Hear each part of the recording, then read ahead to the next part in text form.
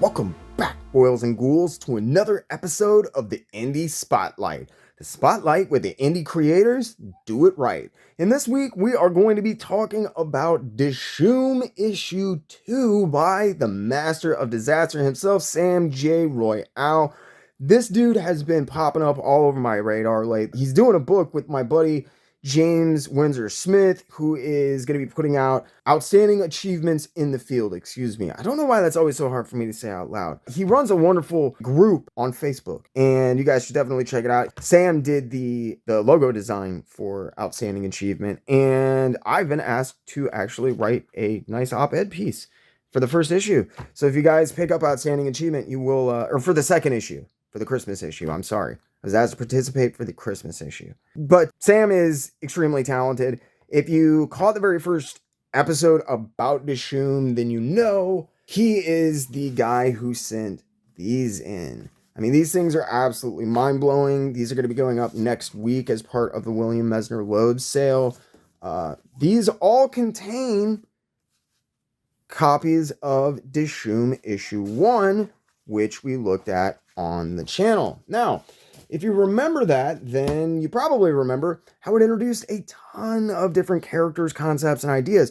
Well, this issue is absolutely no different. Thank you for the freaking handwritten note. I love this kind of stuff, guys. It goes in frames. I love having this kind of stuff. Ballpoint is one of my favorite pieces, and I absolutely love design. We'll get to see this character later on. So this is the second issue of Dishoom. There was some questions that I had raised, was Dishoom going to be a continuing anthology series? Was it going to just be one-shots, that kind of thing? And Sam had teased, that there would be return characters, that these were not just going to be standalone deadfall pieces. And he also promised that there was going to be some pretty interesting world building, as well as some pretty spectacular art coming up. And boy, was he not joking. He goes balls to the walls in this one with introducing characters, concepts, ideas. I mean, I love these character design pages. Hourglass was awesome, and it actually reminds me somewhat of Vigilante. If anybody remembers, people now know who Vigilante is because of what was that John Cena film? The Suicide Squad, Peacemaker. So I don't watch those shows. Yule Crew. This is Krampus. I love Krampus, and this is the sketch that we got. It's from Krampus. The Yule Crew is about these, a collection of gods. They're Christmas gods. One of them has to take a leak, and he happens to piss thunder. So it's not like the easiest place to find a good spot for him to go to the bathroom. In the first issue of Dishoom, if you remember, there was a lot of variance that's going on with the art as far as presentation and that kind of thing. Now, while it's extremely short, Hourglass definitely has a very cogent one-line feel to the art. You can see how this is very similar. First page is a little bit different, but only because this panel is a little bit pulled back. I think, if this was moved down here, we would probably get the same level of grit, detail, basically as these other two pages. I actually kind of like how every page is almost toying with the same panel layouts in different ways, moving them around. And the art is very solid throughout it. Each piece that Sam presents, he always has a certain aesthetic and a tone that he seems to be trying to present. Yule Crew is one of those ones where it really shifts dramatically from page to page. I don't mean that in a negative way. I mean that as a compliment. It's very interesting. Love seeing the cartoony work with the screen tones. You get this really gorgeous, fully painted blast splash page right back over to this very cartoony, pulled back, refined style. These pieces that I think you can tell are they're physically created. They pop. These are what makes Sam's work stand out so spectacularly. I think probably, if nothing else, over time, Sam is probably going to have a very prolific career when it comes to title and logo designs. I know I actually am interested in talking to him about how much it would cost, because I need to get a real logo done for the channel, and I've not met or talked to anybody else who I would trust with something like that. I would trust Sam. He's extremely talented. And I think you can see in this, like, well encapsulated inside of the Yule Crew, the variation in his art, the use of color palettes, the way that every single piece and element of the stories that he presents are done in order to tell better, more not necessarily intelligent stories, but more complete stories. Because this is a funny story. And that was another thing. The first episode or the first issue of Dishoom was very serious. I'm not saying like that's a bad thing or that it was overly serious. That's not my point. My point is that Yule Crew is funny. It's not easy to write funny. And it's especially not necessarily easy to sandwich that in between other stuff that's much more serious in tone. Another thing that I also have always enjoyed, and I think it probably ties back to his love of title work and designs and logos and that kind of stuff, is that he uses concentric images and design elements throughout his work to present codas for characters, to invoke feelings. I think it's interesting how he can actually refine a character down to a symbol, which evokes a lot of their personality traits and that kind of thing. The simplicity of these simple short black lines, how they represent the wand, and the simplicity of battle and truth and honor for this character. And yet you've got a much darker, more complex series of shapes that come together to form this character as he moves forward and as he evolves and he becomes something else. I also really, the pen is mightier than the sword. This is an interesting book because it has, like I said, you get character designs for a lot of this stuff, right? Like this page is all just character design. I love this. It explains everything about his suit. And now we get you get one more of these, I believe, as well. You get a write-up on Casper's world. This is the character. This is what he's doing. This is how it's unfolded thus far prior to, where we're at. And this entire thing is setting up. Whispers from Beyond is setting up this character. And I believe we'll probably see Casper show back up along with Grimcall eventually in this series.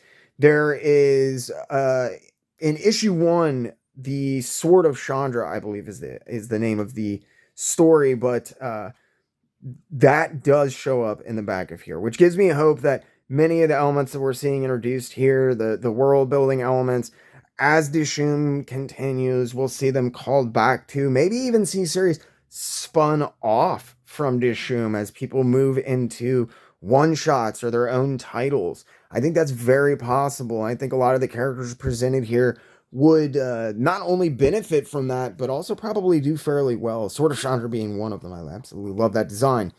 Now you can see here really crazy already the variance in art. This reminds me a lot of the interdimensional travel story from the first issue, but this one has a much more playful tone. Diamonds and Disappointment. I think he's supposed to be made out of stone or rock, whatever it is. He is on a rampage. He breaks this superhero's favorite pair of glasses that she had to have custom made for her, and she punches him and just cracks his chest.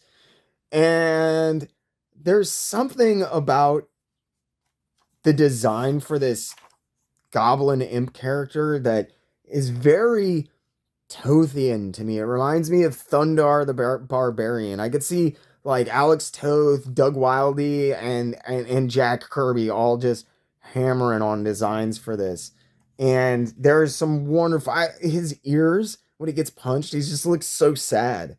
But what's really interesting about this story is it's the longest of the 3. It starts off really funny, sets up this character. She just single-handedly annihilates this other guy. And she goes back to her base because he escapes. So she goes back to her base and she's hanging out with basically her like robot butler guy.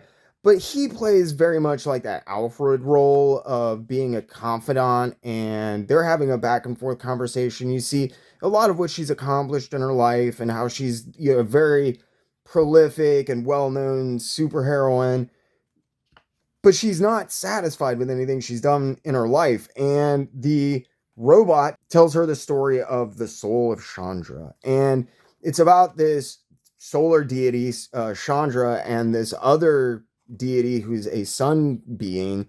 And Chandra falls in love with her every night. And he sees her and they try to court, but they just can't. Things are not meant to be. It's a Lady Hawk situation, if anybody remembers that film. I was always a big Lady Hawk fan. I thought that was a great movie.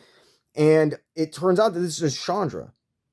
This is the moon deity Chandra, whose sword, we saw it pop up in the first issue. And he's just kind of trying to explain to her, like, you need to enjoy what you've accomplished and what you've done, as opposed to like focusing on what you haven't done. I enjoyed the premise of the story. But again, you get a little introduction to who she is, this Helga Hale character. I mean, his pinups and just pages where he gets to have fun throwing stuff down are some of the best stuff that he does. I would love to see him do some work for like a magazine. If Wizard was still around, I get the feeling that this is the kind of guy you would hire for Wizard magazine.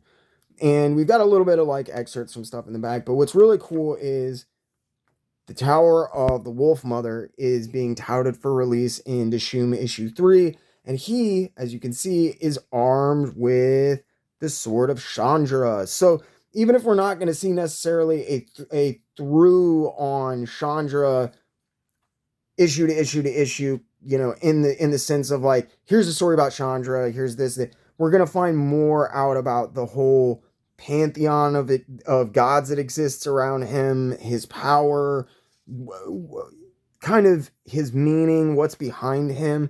And I thought that the second issue of Dishoom is interesting to look at when compared to the first issue for a number of reasons. I think that Sam definitely learned what worked and what didn't work from the first issue. Not that I didn't like it. I really liked that first issue. I'm just saying it feels like he really kind of grew and tried to incorporate as much as he could that he learned from that first issue. I think the cogency on art is a big thing.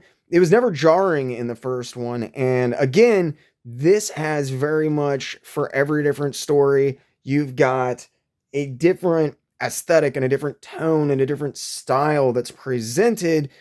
And it could be very easy to lose yourself in that, or to become obsessive about that, or even to fall into a rut and try to make it a pattern, like a repetitive pattern or something. None of this is the case with Sam J. Royale. He absolutely knocked the ball out of the park on this one. These panels from Yule Crew, they well encapsulate why I love his work so much. There's something about this Krampus character that I'm just really obsessed with. That's why I was so excited he sent me a Krampus drawing. And if you guys know from the first issue, these are just manila, or well, not manila, but they're envelopes that he does art on that contain issues of Dishoom. And the first issue of Dishoom sold out, but because of interest after the first episode of the Indie Spotlight, he actually has reprinted them. So you can get it. And I do know that he does have actual original art that he's doing. He's been doing some really cool work with actually doing sequential, they're not panels, but they're sequential images that he uses for animation to promote his work on Instagram, and you can get those. So I highly recommend swinging by his page and checking out his books. I mean, just look at this art. I mean, this is absolutely mind-blowing stuff. Now, I also really appreciate the fact that he's not slavishly tied to doing traditional art or digital art. He's very capable of melding the two. And I think we're going to be seeing a very interesting evolution in his style and his storytelling and stuff over the next maybe probably 2 to 3 years as he continues to expand and get more and more serious and into this work, as it were. I feel like there are just monumental leaps that have already taken place between the first issue and the second issue. I think there's a lot more interest going into the second issue. Sam probably felt like he had a lot more to live up to as well as a lot more confidence to live up to that, if that makes any sense. And I'm really excited how a lot of these throw back their styles to similar stories from the first issue, and yet it doesn't again fall into any sort of predictable pattern, which makes the series or the book boring by any stretch of the imagination. I think this probably is my favorite style of his. This very highly detailed. It looks like colored pencils and a lot of maybe watercolor and anything else he can get his hands on. I think this is where his work really shines. I would love to see a full comic that was done from him, presented in these wide panels, these big, sprawling, just very art driven pieces are where I think he excels the most. He is great at doing floating head. It is not easy to make floating head stuff interesting. So if you guys are interested in Sam J. Royale's stuff, I highly recommend right now getting onto his page and picking up the first issue of Dishoom, which has been reprinted. You can get Dishoom 1 again thanks to everybody pestering him after the first episode of the Indie Spotlight aired. And if you enjoy that, or if you just want to save yourself some money, which I recommend because you're going to want them both, there's more content. It's a little bit longer. I felt like this was a little bit more freedom and flow of thought, whereas this had a lot of contemplation that went on with it.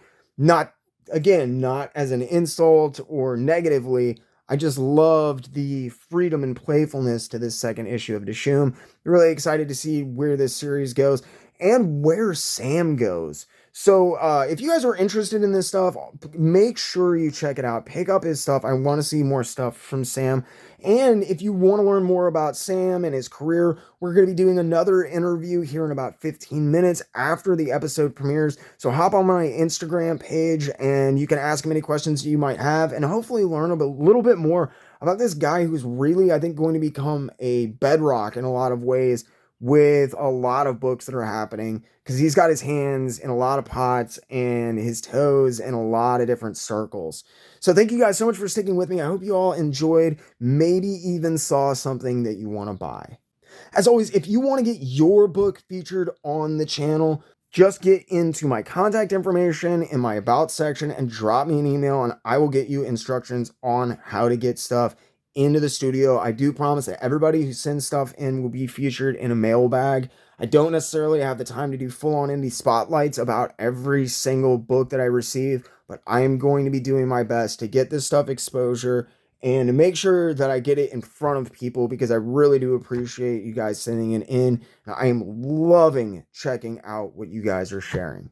If you did enjoy what you saw, make sure you hit that like button. Think about getting in the comment section below and letting me know if you really enjoyed what you saw. Make sure you Hulk smash that subscribe button. If you do that, make sure you ding the little notification bell so you never miss another video or premiere. Again, if you feel like you're in a position to help the channel grow, think about using the link in the description below to sign up for my Patreon page.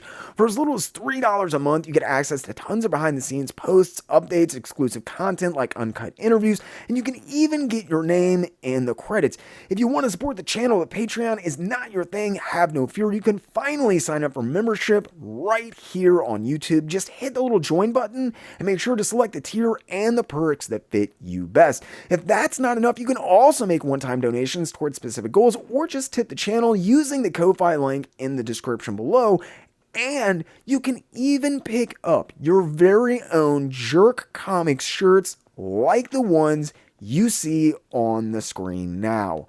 As always, this video was brought to you by the Jerk Broadcasting Service, as well as generous grants from the Patreon, Ko-Fi, and YouTube members you see on the screen now. I seriously want to thank every single one of you that supports the channel and helps make these videos possible, with a super special thanks to my loyal Wednesday Warriors, Channel 10, Chasen, Clinton Salvini, and Mike Dolan. I really hope the quality and content is getting better, and I can't wait to see where this next year takes us with your continued support. Thank you again for helping this crazy dream of mine become a reality, and for sticking with me. I hope you all enjoyed, maybe even learned something, and as always, I really, truly, and honestly ask only two things. Keep it in those local shops, and keep reading comics.